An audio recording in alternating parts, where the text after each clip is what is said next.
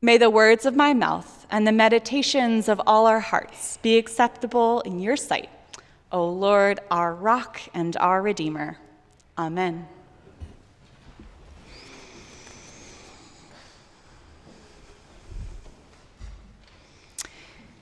Take a moment now to picture the wise men. What comes to mind for you? Perhaps it is the feel of the smooth carved wood of your childhood nativity set. Or maybe you're remembering children in play crowns and long robes tripping up a church aisle. Or majestic silhouettes on Christmas cards. Either way, my guess is that 3 figures came to mind for you. Though Matthew's account doesn't say how many magi there were exactly, the Christian tradition has coalesced around 3 kings, simply because there were 3 gifts. Over the centuries, we've given the 3 names and stories, made them heroes for us to celebrate. In most contemporary depictions, the 3 journeying kings stride forth alone, perhaps with a couple of camels and a solitary star to guide them. There's another story we can tell, however, based on the same scriptural grounding.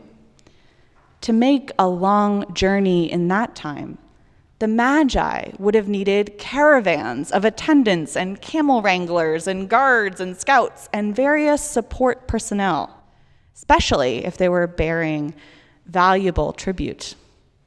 They were not kings acting of their own accord, but probably more like ambassadors of far-off cities, carrying the hopes of many others with them. So literally and metaphorically, the Magi would have been a whole crowd of folks working as a team to get where they were going.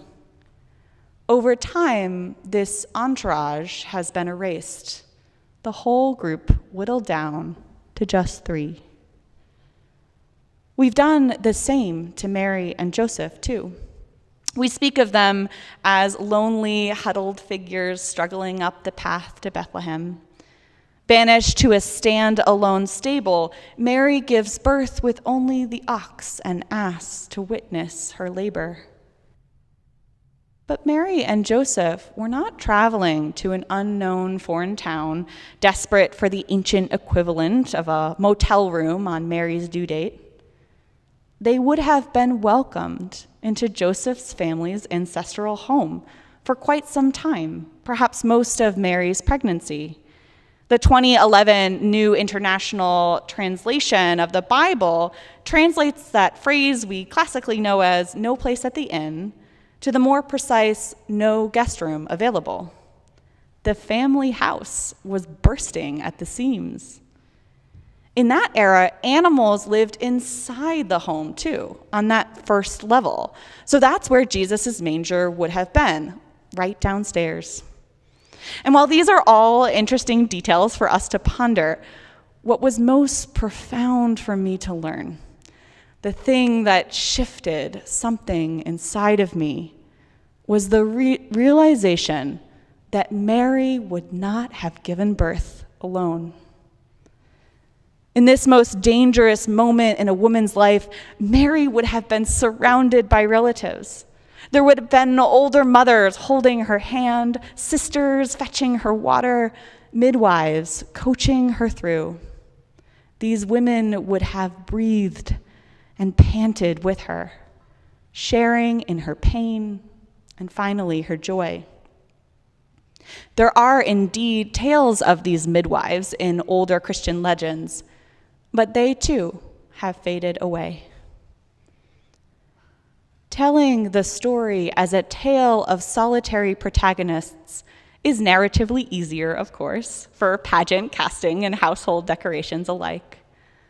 But more than that, there is power in telling the story this way. Sometimes it is important for us to tell the story of individuals. The named characters become courageous examples we can connect to on a personal level.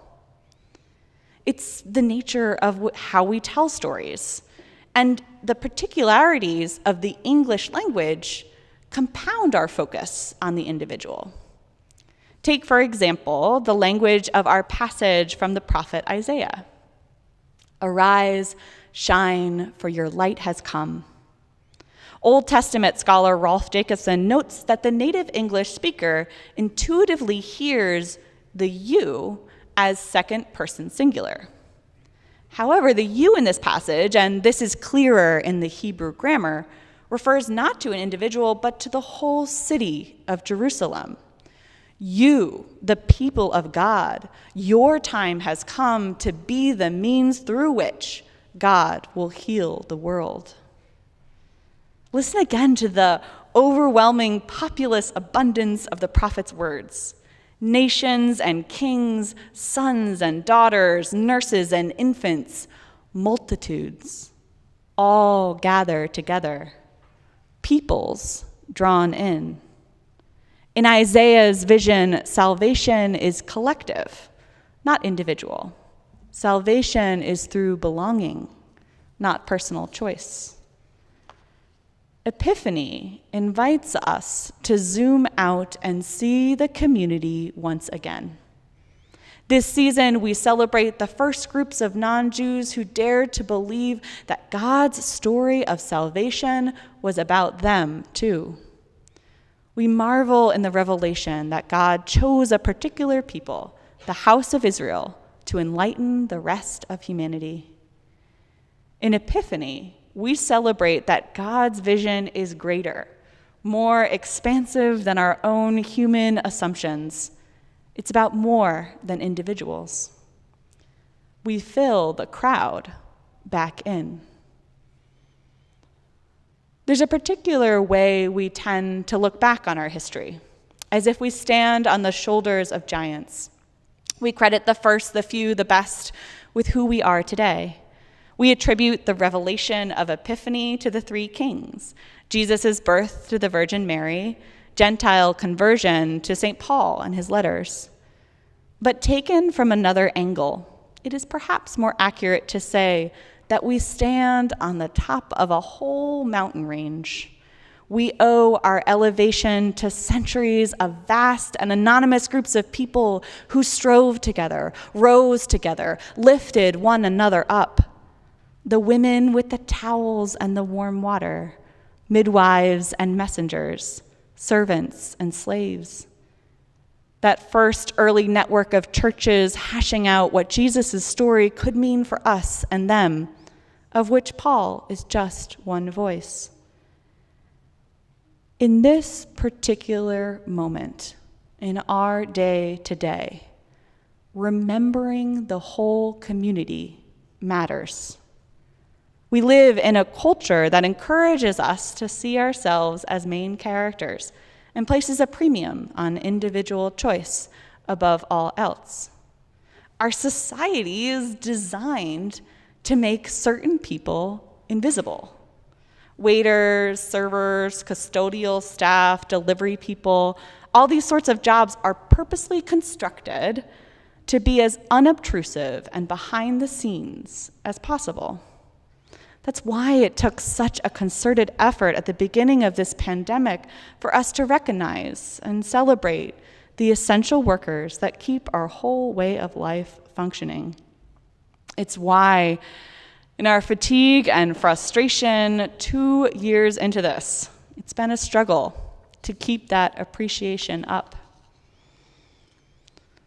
Lately, more and more of these workers have been calling attention to how their sacrifice is being taken for granted. Through social media posts, interviews, or simply straight up quitting their jobs, these workers, including nurses and teachers, are declaring that too much has been asked of them for too long. They are refusing to disappear back into the periphery of our stories. One retail worker recounted how a customer resisted wearing a mask in their store. "But there's nobody here," the shopper complained, gesturing around at the lack of other customers. I am here, the worker replied. I am human too. My health and safety matter too. The experts keep telling us again and again that it is not through personal perseverance that this pandemic will end. To bring this health crisis to a close, we must act as if we are a community with a common fate. We must recall our own tradition's roots in communal salvation. We already know how to exalt the giant, the king, the hero. It's time we celebrate the mountain range, the city, the caravan. When you're stuck in day 2 of an epic snowstorm traffic jam, it is the most natural thing in the world to look out your windshield and see only cars blocking your path. When Casey Houlihan and her husband Joe looked out their car windows late last week, they saw more than that. They saw a roadway filled with scared and suffering people. They spotted a bread truck ahead, called the company on its side, ventured out into the snow to persuade its driver to hand out rolls to a temporary community of dozens of hungry, stranded motorists. They saw with Epiphany eyes a crowd of people sharing in a common fate, journeying this road together. Arise, shine, for our light has come. And when we shine as a people together. We shine because we lift one another up. None of us left to labor or travel alone. Amen.